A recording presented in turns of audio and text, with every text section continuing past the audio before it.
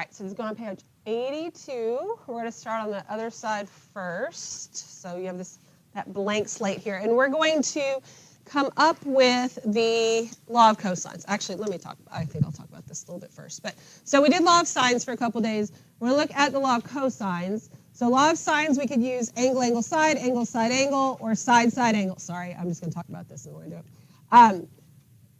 If I don't have that set up, then I can't use the law of sines. So that's why we need something else if we have like side, angle, side, or side, side, side. There's no ambiguous case here because if I have two sides in the included angle, there's only one triangle that's possible. If I have all three sides, there's only one triangle that's possible. So the only time you have to find extra stuff and check it is if you were looking for an angle with the law of sines. Okay? All right, so now you can fold it back up, sorry.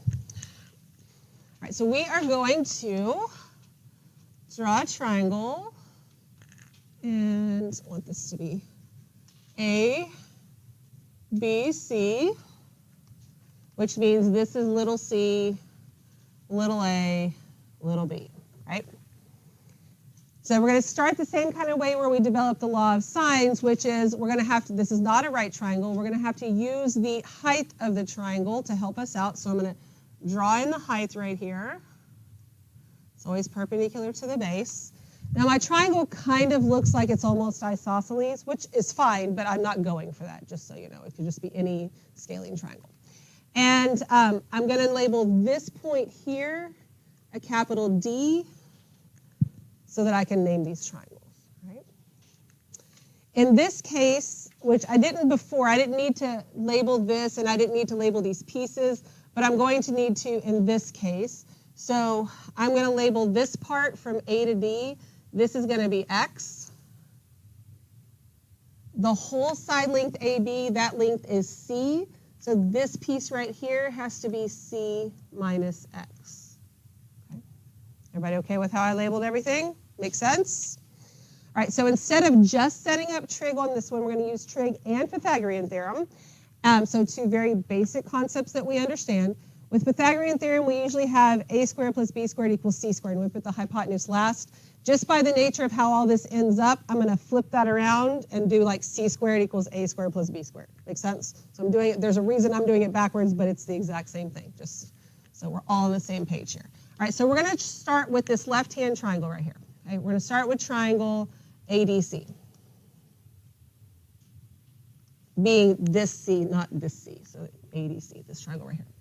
And we're going to set up Pythagorean theorem. And the hypotenuse of this right triangle is b, so we'll have b squared equals, and then the two side lengths, and I want x first, so x squared plus h squared. Okay, just very basic Pythagorean theorem. We agree with that?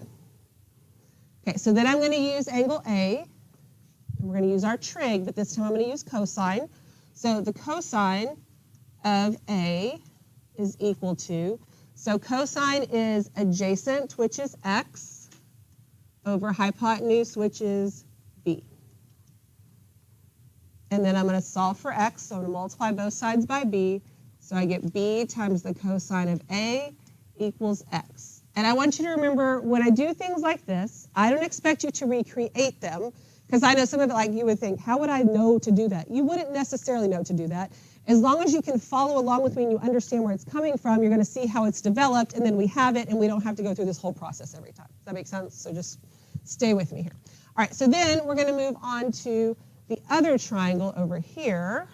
This will be triangle DBC. That sounds good. And I'm going to set up Pythagorean theorem here. So the hypotenuse is A, right? So this will be A squared equals, this side length is c minus x, so c minus x squared plus h squared. Okay? So that's just Pythagorean theorem. We've done Pythagorean theorem twice, set up cosine once. Very basic things that look a little weird because of the letters, but it's all fine. All right, so the next thing I'm going to do is I'm going to square this, which it does not become c squared minus x squared. Okay, at the very least, you need to know we don't just distribute that squared. It's going to become a trinomial, so this will be a squared equals, so this will be c squared minus 2cx plus x squared. So that's what I get when I square this out. And then I still have to do the plus h squared. Okay. Everybody with me so far? Where everything came from. All right, so now we're going to look at doing some substitution. We have b squared. It's equal to x squared plus h squared. Well, I have x squared plus h squared right here. So what can I replace that with? B squared. Okay? I have x equals b times the cosine of a. So this x right here, I can replace with b times the cosine of a. Does that make sense? So here's what we're going to do. We're going to rewrite this. So I've got a squared equals c squared minus 2 times c. And then instead of x, I am substituting in this for x, b times the cosine of a, plus, and instead of x squared plus h squared, I'm going to substitute in b squared. Okay, everybody good with where everything came from? So what we've done is we've taken this triangle that we added an x and an h to, right? Those are not links that we would necessarily know when we're looking for stuff. We set some stuff up, and by substituting and doing all that, I've now lost the x and the h, which means I'm only using side links and angles from my original triangle. So now I'm going to rearrange this a little bit, just kind of clean it up. So I'm going to have a squared equals, so I'm going to do the b squared first, b squared, and then plus c squared. Then I have this minus 2, and I'm going to flip around the b and the c just because that's the nature of the just because I can multiply in any order. 2 times b times c times the cosine of a. This is the law of cosines, one version of it.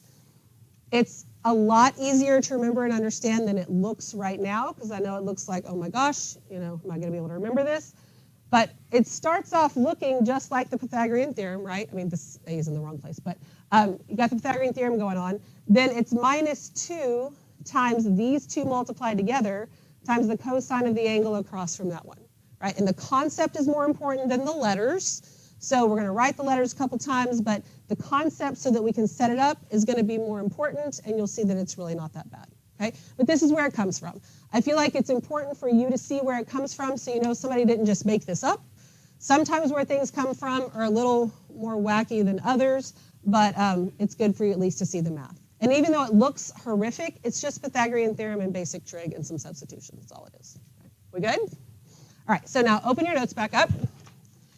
And let's write down here what we just did. So law of cosines, in this first blank, we have a squared equals b squared plus c squared not equals, oh my gosh, no equals, minus 2 times these two multiplied together, b times c, times the cosine of the angle across from little a, which will be big A. And because 99.9% of the time your triangles aren't labeled with A, B, and C anyway, the letters are really irrelevant, we can write this 3 different ways. So instead of starting with A squared, I could start with B squared. And if I did, it's the side I'm looking for squared equals the other two squared and added together. So A squared plus C squared. Minus 2 times these two multiplied together, A times C, times the cosine of what angle? B. Make sense? And then see if you can write out the C squared version.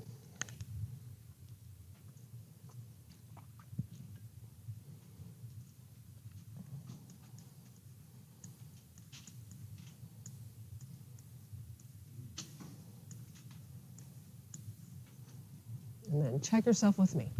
If you can do that, then you already understand the pattern and you see that it's not that bad, okay? All right, so when you are to see this, so like if, when you're in college and you have to actually buy the textbook and possibly use the textbook, usually on the the inside cover of the textbooks, especially higher level math books, there's all kinds of formulas and stuff in there for you to reference.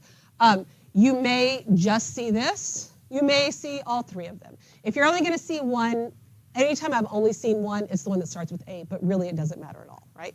There's also another version of this. We'll talk about it when we get there, and I'll tell you why. I'm not even going to tell you what it is. But all right, so let's use this to find a side length. So I have 2 sides in the included angle. Now, when you get a triangle, and then you have to decide, is it law of sines, law of cosines? If you remember, it's side angle, side, side, side, side, that's great. If you get all those letters mixed up and you're not sure what's what, let's think of it this way. Let's try and use law of sines here. We know that law of sines is the sine of the angle over the side across from it. Great. Then that has to be equal to the sine of an angle. Well, I don't have another angle, do I? And I can't find one without using the trig, so like I can't do law of sines. If I did set it up, I'd have more than one unknown, and it just doesn't work. So it's really like, you try one, it doesn't work, it has to be the other one. It's that easy if you can't remember what's what, okay? All right, so we're gonna use law of cosines here because law of sines doesn't work. So if I'm looking for a missing side, that side is what goes on the outside and is squared, x squared. That's equal to the other two sides squared and added together, so 16 squared plus 28 squared minus 2 times these two multiplied together, 16 times 28 times the cosine of the only angle I know, which is across from x, and that's 127. Okay, makes sense? And when you don't have all three sides and all three angles, like there's only so much that makes sense doing it anyway.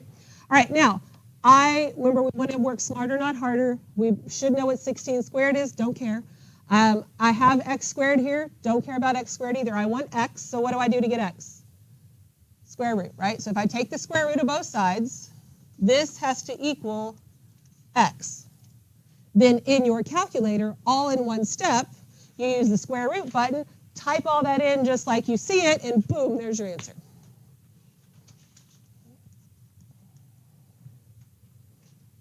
So do all that. I'll put up here what the answer is. Make sure that you get it. If not, we need to figure out why you're not getting the answer correctly, if it's you or the calculator or both.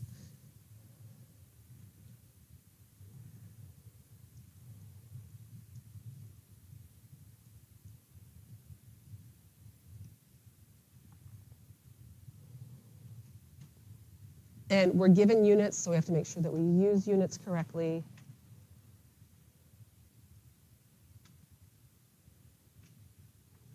The last thing is, I put 16 squared plus 28 squared because I just read it left to right. Could I have done 28 squared plus 16 squared? 100%. It's the exact same thing. It doesn't matter. All right. Any questions at all? We're all good? Calculator's working out for us? All right. So let's draw our picture for number 3. ABC. All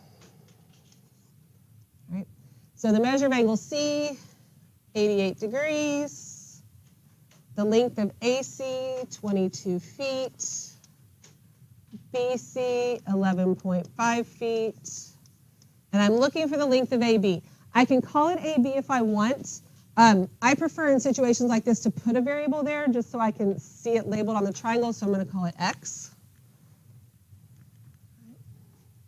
You could call it Y. You could call it little c if you wanted to because of that. I mean, whatever is totally fine. But I'm looking for that side, and I'm using law of cosine, so it's x squared equals.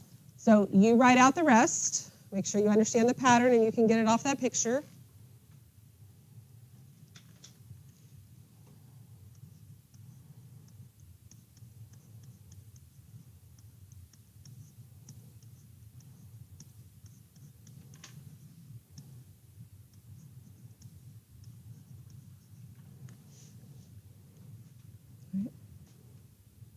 Then once you have it written out, double check yourself with me, and then find your missing side.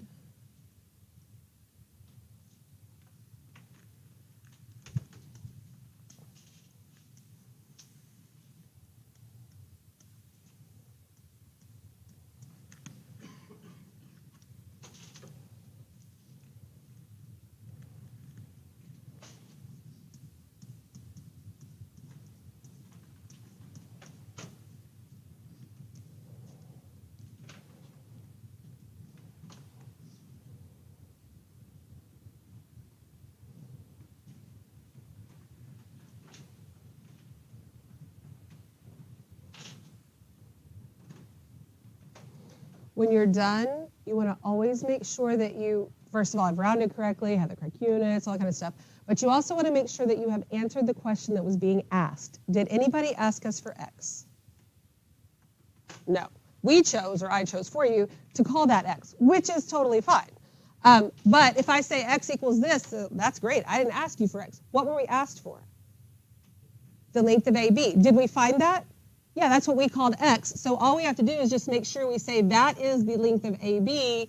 This is my, even if you box the x also, it's totally fine that x is there. It's totally fine that we called it x. You just have to identify that you also know that that is the length you were looking for, okay? Very simple, but it's also very simple to leave off sometimes. We good? What questions you got?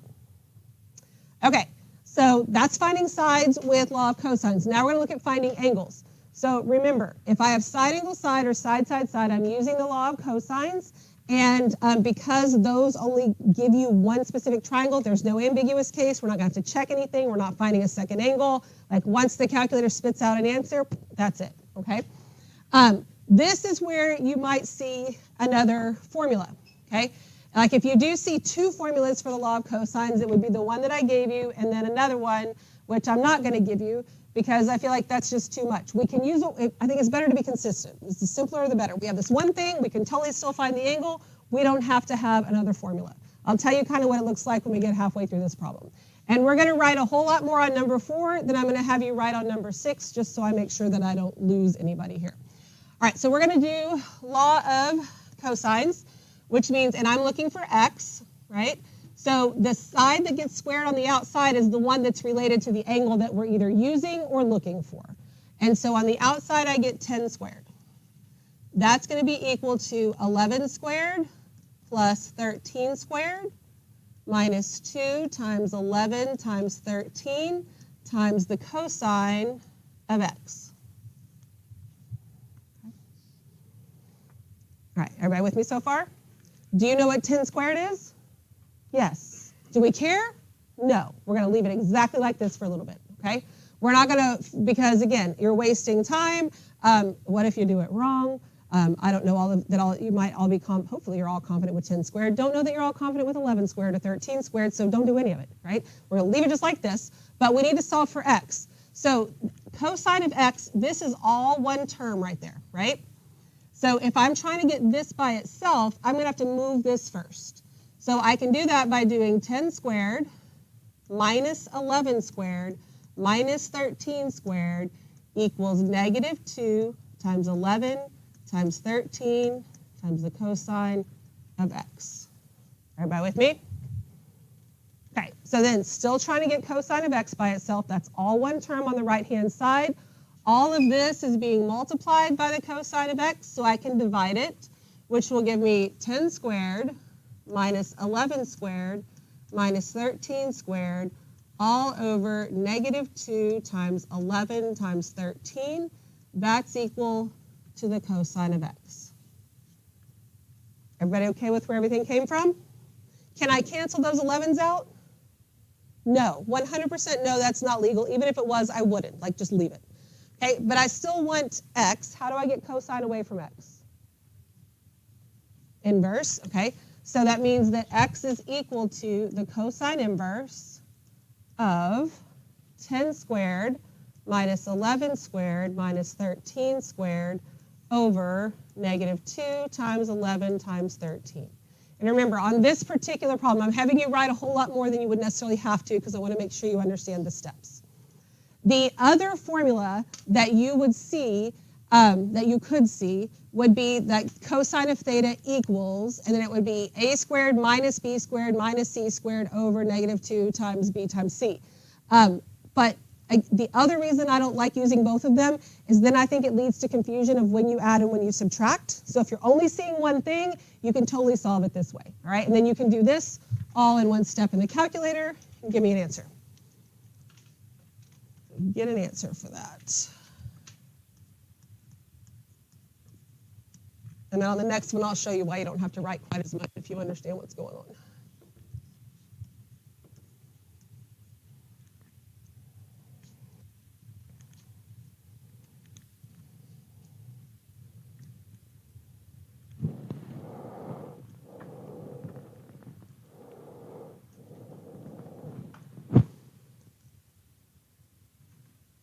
Remember, use the inverse button and use the fraction button. Otherwise, you got to use tons of parentheses, and then that makes this whole process here pointless, and I would do it a different way. But these calculators makes it easy. What does it look like is missing from my answer? Degree sign, okay? And notice I said, what does it look like? Now, I am looking for an angle. I am looking for x, right? Because that's what it asked me for. But notice if I put degrees here, 48 degrees, and then I substitute that in for x, I'm going to have degrees squared, because there's already degrees here, right?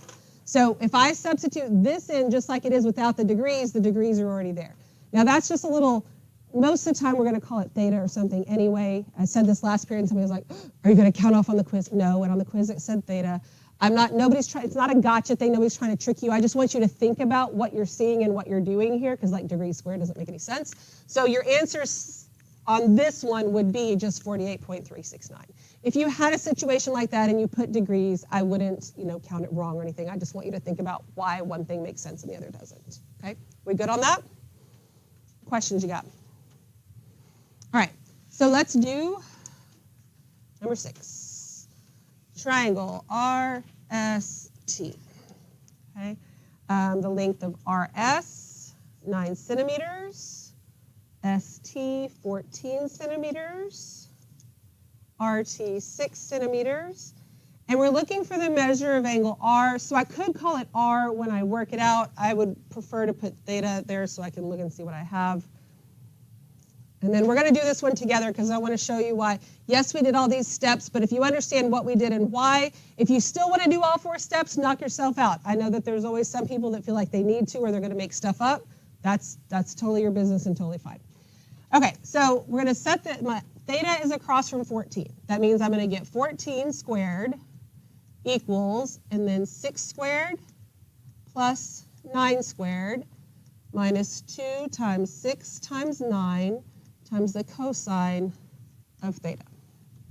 Okay. We're still going to do the same thing we did on the one above it, just we can kind of do it all in one step if you want, as long as you don't make up math. I know that the first thing I need to do is subtract these two, so I will have 14 squared minus 6 squared minus 9 squared.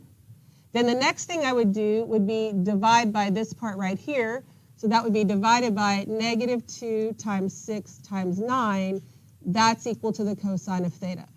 I would, at the very least, write down these 2 steps, and then it's fine if you don't write theta equals the cosine inverse, because you're about to do it on the calculator. If you need to or want to, that's fine, because we can't leave it like this. You have to take the cosine inverse, but you don't necessarily have to write that step. Okay? We good with that? Find theta.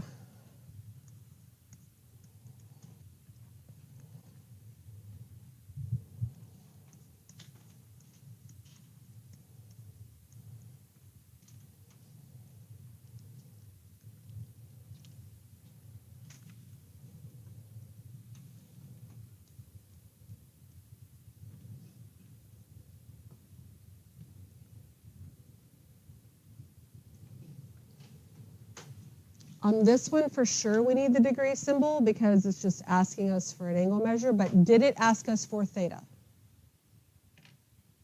No. It's fine that we use theta, it's fine that we say theta equals, but I have to make sure in the end I say that this equals the measure of angle R. And even if I box the whole thing, totally fine. Totally fine that I have an extra theta in there, whatever. If I called it R along the way, that's fine too, But notation is important. Any questions at all? All right. Okay, so go ahead and get that taped in.